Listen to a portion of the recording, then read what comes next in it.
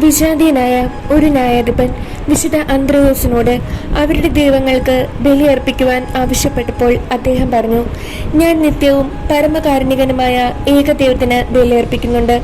അവനാണ് ഏകദൈവം. കാളിയുടെ മാംസം കൊണ്ടോ ആടുകളുടെ ചോര കൊണ്ടോ അല്ല ഞാൻ ബലിയർപ്പിക്കുന്നത്, മറിച്ച് അൾത്താരയിൽ നേത്രങ്ങൾക്ക് കാണുവാൻ സാധ്യമല്ലാത്ത കുഞ്ഞാടിനെയാണ് ഞാൻ ബലിയർപ്പിക്കുന്നത്. ഈ മറുപടിയിൽ കുപിതനായ ഈജിയാസ് വിശുദ്ധനെ തടവറയിൽ അടയ്ക്കുവാൻ ഉത്തരവിട്ടു.